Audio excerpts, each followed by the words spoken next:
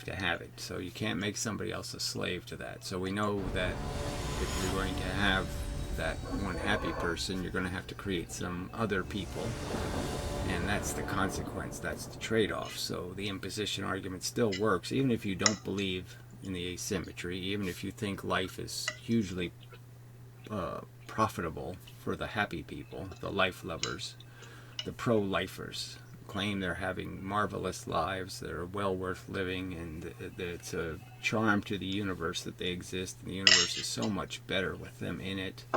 All of those kind of arguments still are useless in the face of the imposition argument, because you're still saying, but I'll risk imposing horrible pain, suffering, and torment on the individuals that you can't prevent from existing to have these perfect people. These perfect people come with the price that there'll be a bunch of imperfect people, and you're imposing on them. So it's no different than the slave owner saying, our comfort, I do have to pause it our there. nice, comfortable lives where I want to people hear clean up our more, messes and make our meals. but I do have to pause it. The truth really is there is such a thing as reincarnation. Some of us have chosen to be at this now, even though it sucks completely, uh, highly, mostly. Even though he's saying a lot of good points, but they're mostly incorrect. He's going by general knowledge. He doesn't know that how the planet's been manipulated for over 300 years. He doesn't know that. He doesn't know that since 1983, all information, arrogance, almost all information is controlled and censored.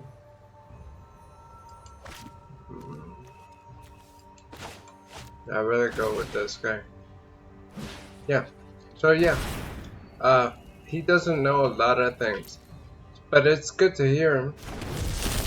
It teaches you how to think. And do all our dirty work, and we get to just sit around and talk about how charming we all are, and we can smell better and have pretty dresses, and just, everything's nice and clean and pretty and fun, and there's none of the nasty bits of life because somebody else is cleaning up all the messes and doing all the drudgery, and is being whipped and tormented and tortured and killed, even, for your comfort.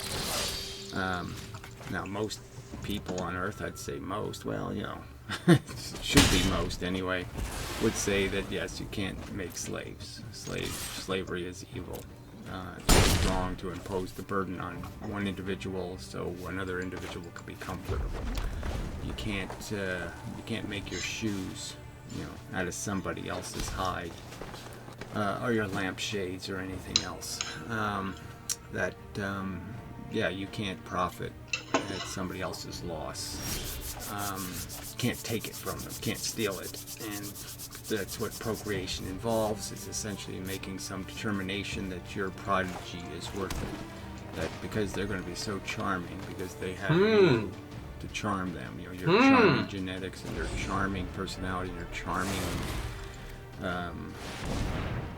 parenting skills, that you have all this charming capacity and all this charming ability, and you're going to create this monster. Well, what comes with that is all the people that fail doing the same thing. And so how do we give you your right to make your little perfect child when Does it get the that trigger? right comes with the burden of all the imperfect? I think it does. Holy shit, I think it does. Again, the imposition argument couldn't care less about this notion that people might have That's in their kinda head insane. that things living, That's really doing insane. this day-to-day thing is some necessary function. Necessary, sort of an interesting word. I don't know. And like I said, you can't really have a necessity if there's nobody here to do the "it's necessary" thing. You have to explain